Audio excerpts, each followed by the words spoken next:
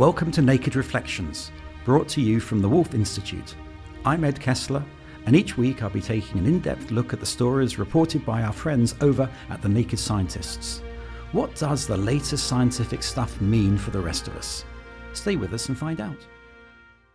I've got a gut feeling about this podcast. The panel are terrific. It's going to be great. It's surprising how often we describe instinctive feelings, good or bad, by referring to our stomachs. And this goes back a long way. Here's Oxford neuroscientist Katarina Johnson on the Naked Scientist podcast. We think that a strong link between our gut and our brain evolved because ultimately a lot of information about our environment comes from our gut. So if we eat something dodgy or something, our brain really needs to know about it and needs to respond to keep us safe. Our gut can affect our brain, but also how we feel and our emotional state can in turn affect our gut. And one of the ways that this happens is that there's a vagus nerve. So this is a major nerve that travels between our gut and our brain. And interestingly, actually, 90% of nerve fibers in the vagus nerve communicate in the direction from our gut to our brain.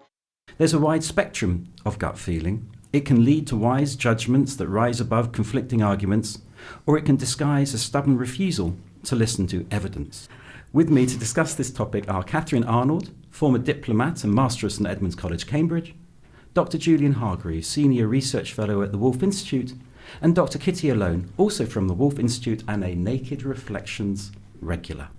So, Kitty, is it all rooted, is psychology rooted in our stomachs? Well, there is a significant degree of association between the gut and the brain. In fact, it's sort of lovingly referred to as the gut-brain axis, and it's connected in several ways, so both sort of neurologically, biochemically, and also through the immune system. So yes, there is, from neurological point of view and the physiological point of view, a great degree of association between the two. From a psychological perspective, we're all always hardwired to make snap judgments about people, and whether that's related directly to the gut is uncertain, but we definitely have a predisposition to making snap judgments, certainly of other people, because it helps us navigate a very complicated social world without putting too much effort into it, if you like. So it's easy for us to make a very quick snap judgment of somebody, normally within 1/10 of a second, than it is to sort of deliberate and ruminate over every single individual that we encounter, which would obviously be time-consuming, to say the least. So have you made any snap judgments this morning? Thousands of snap judgments.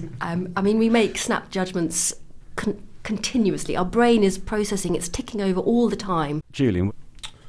Yeah, there's the former director of Ipsos Mori, currently at King's College London, wrote a really interesting book called The Perils of Perception. He writes about why he thinks the public at large are wrong about nearly everything. And in the book, which is sort of quite light-hearted, and anyone who's familiar with applied statistics will know what a bacchanalian feast of unrivaled joy and hilarity it is. But in the book, he talks about the way that people overestimate lots of common figures.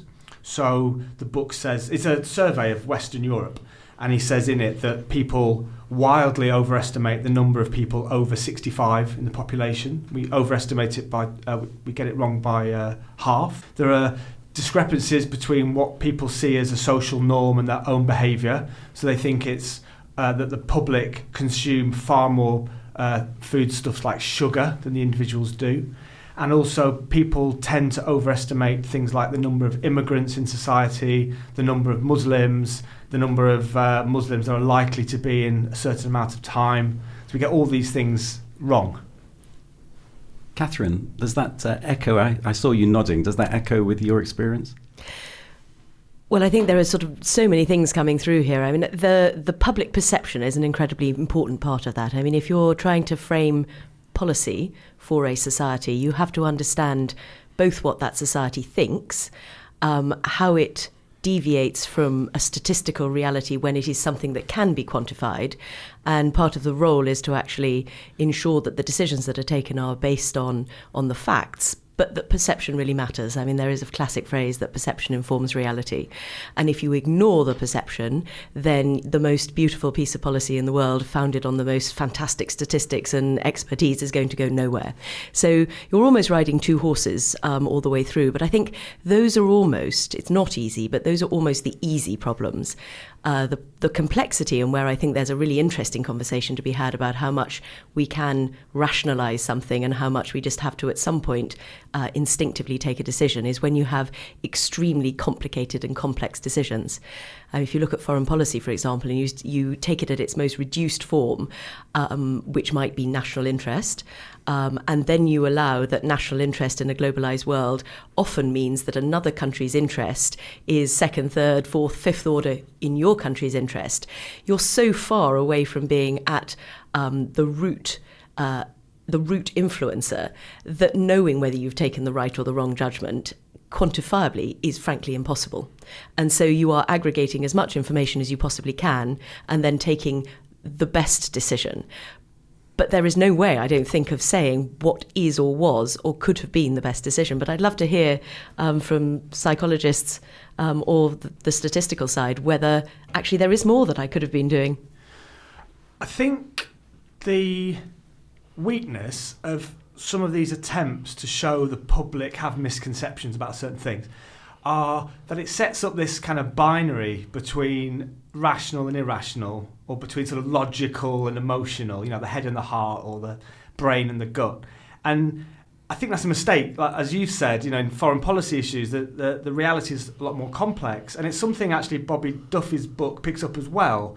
So he writes about the fact that whilst people might have a sense of the levels of immigration into their own country that are inaccurate, actually the concerns about immigration tend to follow shortly after actual rises.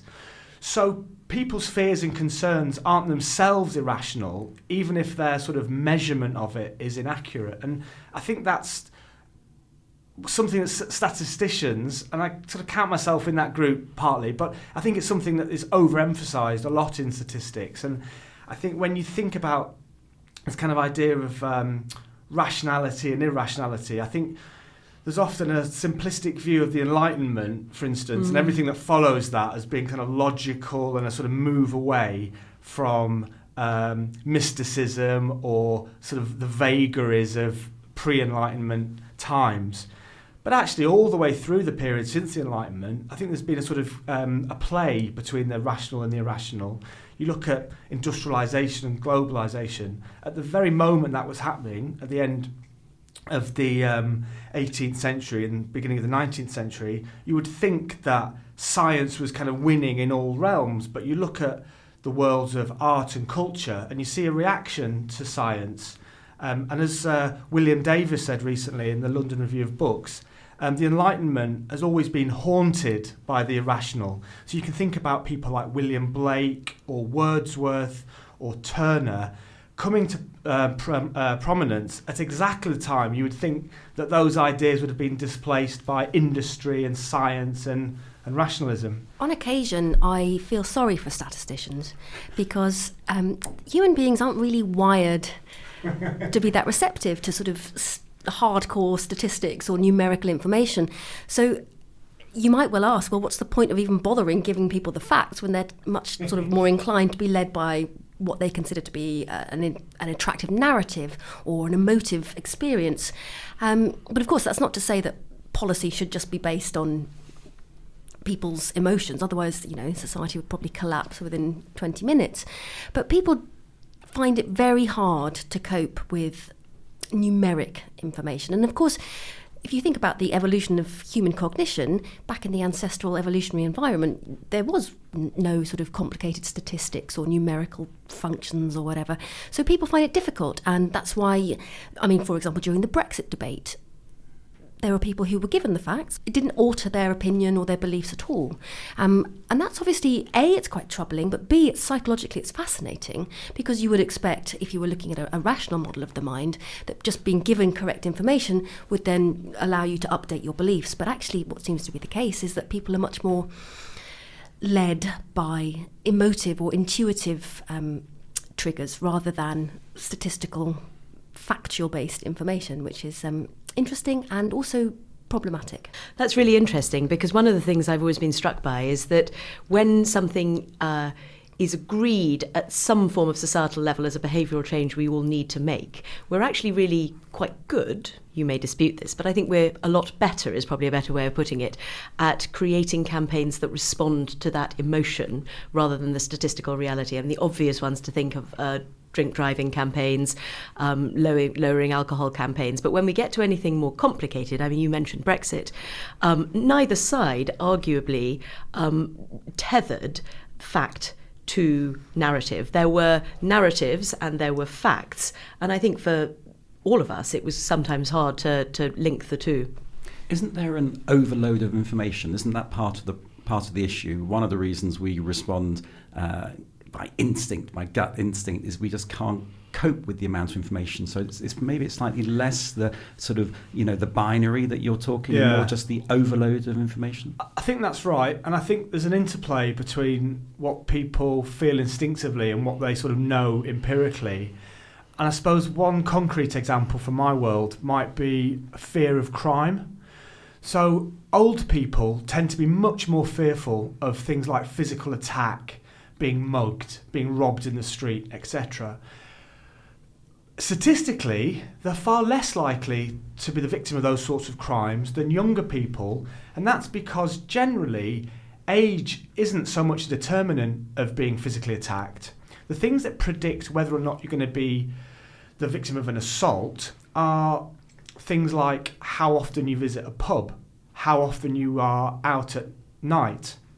And whilst old people visit pubs, of course, the idea about them sort of trekking around a city centre at 2 a.m, are not probably that likely. So in a way, it's irrational. Old people's fear of crime is rational. However, the gut feeling that people have at that age is correct, because were they to be the victim of physical assault, they might be not as good as protecting themselves as a younger person, or not as good at running away, or might feel they don't have the resources to cope. So you could say the fear of crime sort of empirically is inaccurate, but maybe as an instinct it's quite right.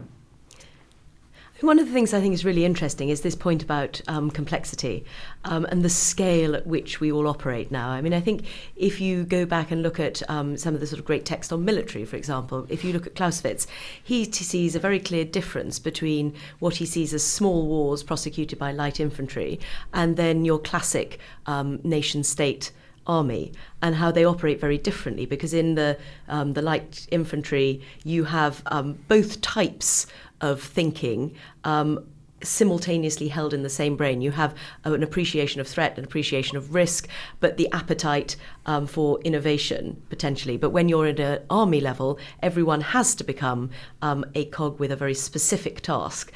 And then the decisions have to cascade up to one very particular individual. And by the time you're cascading up through multiple layers to one individual, the levels of complexity are, I would argue, too great for a wholly rational, statistical, numerical decision to ever be taken. And therefore, the art, I would argue, is to gather as much salient information as you can, with the art being what is salient and what isn't, and then on that basis taking a decision and cascading it down. But what is interesting, I think, is that you see changing warfare. I mean, one of the reasons why Daesh has been so successful, arguably, is because these are new networked ways of conducting war with greater devolution in authority, enabling multiple decisions to be taken across geographical space in a way a conventional army might still struggle to counter. And the speed of it means that one has to react more quickly. One's gut instinct Absolutely has more of a role. Well, I've got a gut feeling we've reached the halfway point of this discussion. You're listening to Naked Reflections, and my guests this week are Catherine Arnold, Julian Hargreaves, and Kitty Alone. Gut feeling is more than just a loose metaphor. The bacteria in our gut can affect our mood and vice versa. Here's Katarina Johnson again. Research in this whole field of the microbiome at the moment is starting to suggest that the types of bacteria in our gut may influence how we feel, but we don't know at the moment how strong this is. So do they have a really big impact on on our brain, or is it really just like one tiny piece of the puzzle? don't want to talk about mucus secretion, but tell us about the vagus nerve, because this is relevant here, isn't it? Yes. So, for example, in animal studies, they found that stress actually inhibits the signals that are sent through this vagus nerve, and this actually causes gastrointestinal problems. And also in humans, it's been found that people with Crohn's and IBS, they actually show a reduced function of the vagus nerve. So there's clearly something very profound going on between the mind and the gut. When we're talking about a politician taking a wartime decision, we tend to talk about gut instinct if we don't think they took the right decision. When we have two people falling in love, we talk about chemistry. When we talk about somebody who's taken a really good decision, we talk about leaping intuition. And actually, all these things are speaking to the same point, but we've definitely got different nuances that we overlay depending on whether we perceive it as positive or negative. Can gut instinct be an excuse for being intellectually lazy? You're a statistician, Julian. Is there room for gut instinct anywhere? I think in terms of the practice of doing statistics, I think it's often assumed that it's quite a mechanical process, so that surveys are undertaken, things, people, items, whatever, are counted and gathered together and analysed. And yeah, people assume that that is a mechanical process. Actually, there's evidence in the better sort of statistical studies of people using their imagination in terms of coming up with questions. Not everything in the social world makes itself available for counting. And one example from my work is if we're thinking about levels of racism in society, it's no good to ask people, are you racist? So you have to sort of think imaginatively around the question. One of the questions we've been asking here is, how would a person feel about someone from a different background marrying into their family? I think it's a real tightrope that both people engaged in experimental design and statisticians as well, they really sort of have this tightrope of tension to walk, because you can, at a very unconscious level, as an experimenter, influence your participants, perhaps in the way that you frame your question. So the classic would be, well, when did you stop hitting your wife?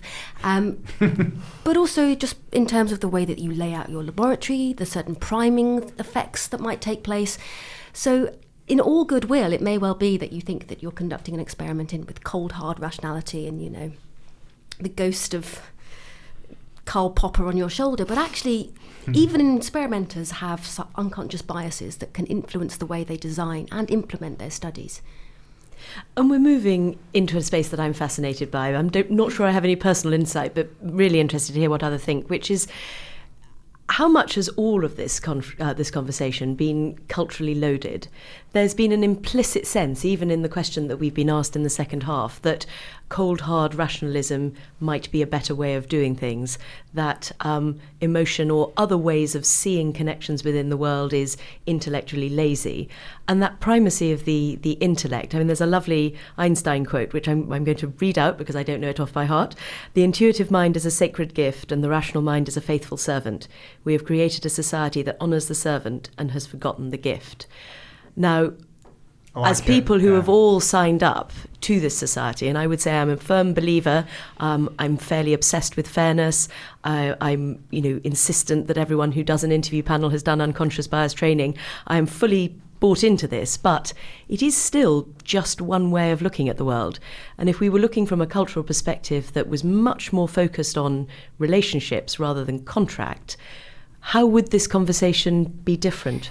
I think that's a fascinating point, which is that, yes, we are essentially products of our culture. So we come from Western Europe. We're very much sort of the descendants of the Enlightenment framework. But I mean, even psychology, for example, has this Western bias. And if you run studies in more collectivist societies, for example, like China, for example, you find that there are very different effects on people's behaviours in terms of how they reason about society, pro-social behaviours. And it's because their society is more sort of based on relational ties rather than individualistic, rationalistic, in the sense that the intellect is supreme and you're sort of self-determinant. And Catherine, you spent a lot of your time overseas in the Foreign Office. What examples have you got from, I don't know, Mongolia or Iraq or on different parts of the world?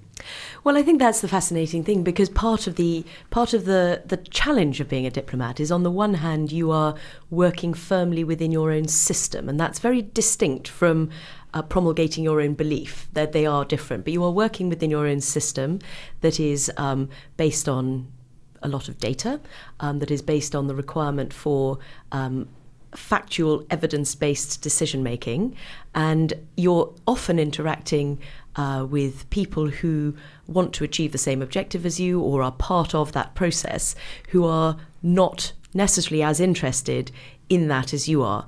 And so the other half of the art of a diplomat is to be able to sufficiently immerse yourself in the cultural understanding, and that is much less rational. It is much more about listening to collections of people and, frankly, in the absence of any particularly useful tools for doing so, internalising what you've heard, processing it, and often leaping to what the academic world might see as fairly grotesque stereotypes. Julian, I'd like to bring it to one of your areas of expertise, which is criminology. Is there room for gut instinct in this area? I'm thinking about the detective who wanders around the room and eureka! He's discovered the crime. Or the in terms of wider criminology, I think there's been various attempts to counter people's assumptions about the social world. Possibly the best known example is Steven Pinker's book, The Better Angels of Our Nature. And what he does in the book, to varying degrees of success, actually, I have to say, some parts of the book are great and some are a bit suspect. However, his general argument is that people think the world is a very violent place and becoming more and more violent, and has become more violent since the beginning of the 20th century. And what he does, using historical records and statistics, is to show, for example, that the US are using capital punishment for a lot fewer people than they used to. It shows that fewer people are dying per head of population due to war, and that we're becoming a much more civilized society. And that might be a shock to some people who are thinking perhaps about the Second World War or the Holocaust or the deaths of people in the Democratic Republic of Congo. And the book is not without its critics, but just on a sort of basic level, he shows, I think, quite effectively that the past was a lot more violent than we perhaps assume instinctively. Gut feeling. Have you ever had the feeling that somebody's watching you? Oh, yes. I think that's one of the most common human experiences. And from an evolutionary perspective, it makes perfect sense. It's there to help us, that if you are stranded in the middle of a darkened space and you see or you feel or you hear some twig breaking, it's much safer to assume that somebody is there watching you than not assume it, because obviously the costs are greater if you don't assume somebody's watching you and actually there's a predator there and then you're eaten. That's obviously the end of the road for you and your genetic offspring or your genetic information. But it's been certainly a huge area of research in the cognitive science of religion, this idea of the hyperactive agency detection device. And they've had various iterations of this device, but basically the idea is that we are fine-tuned to make systematic over-predictions of being watched. And many people have argued that from this we get not only beliefs in the supernatural, but also it really lays the path for beliefs in God.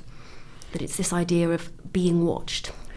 I have to confess, there are times when I've been in Westminster Abbey, for example, at night, when it's closed to the public, and there really was a sense of being part of a community that you couldn't see. And that is presumably part of your hypo... So it's the hyperactive agency detection device, or HAD, as they cleverly call it in psychology. That's wonderful. That's wonderful. Well, we're coming towards the end of this podcast, but I have one question for each of you, which is that moment you've made a snap decision, a gut feeling upon which you've made this decision, but then later you row back from it. You decide, actually, no, I was wrong. I absolutely know I make all sorts of snap judgments about people. The only thing I would say in my defence is that I know I do it, and therefore I never act on them. But I quite often husband them and look back to see whether they were right or not. And actually, I was thinking about this before coming on today, because I can think of one very good example where I took an instant dislike to somebody. And actually, I would now say they're really quite a close friend. But that gut instinct wasn't wrong. The things that I instinctively responded to are still the things in the friendship which I find most complicated. What I've been able to do is put that to one side and build out into other areas of commonality. But to some extent, I think often they're surprisingly right. But the really important thing is that we don't overreact on them. I think you're spot on there, Catherine. So despite the fact that the snap judgment will take perhaps a tenth of a second, they are surprisingly accurate. So psychology has found, for example, in certain studies that people make very, very quick intuitive judgments, but they are the same judgments that people will make given much longer to deliberate over them. So there is some degree of accuracy in a snap judgment. And I'm exactly the same as you. There are friends of mine now that I just think, God, if you only knew what I first thought of you. It's something that I will obviously have to take to the grave.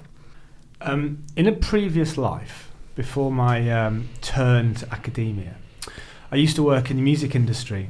And part of my job was to go out in the evening and see unsigned musicians. And the snap decisions I made that were wrong about world famous bands are many. I saw a very young Coldplay performing in a bar in Manchester and took one look at the singer's mop of curly hair and the way that he tucked his Aran sweater into his jeans and thought, not for me. Well, I often think of the publishers who took in the manuscripts of J.K. Rowling and passed on it, but we've reached the end of this podcast, so thanks to my guests, Catherine Arnold, Julian Hargreaves and Kitty Alone. And thanks to you too for listening. If you'd like to get in touch with any comments, thoughts, feedback or reflections of your own, you can email reflections@nakedscientist.com. In the meantime, you can find more episodes of Naked Reflections and subscribe to the Naked Reflections podcast at nakedscientist.com/reflections. Or you can access Naked Reflections from wherever you access your podcasts. Do join us next time.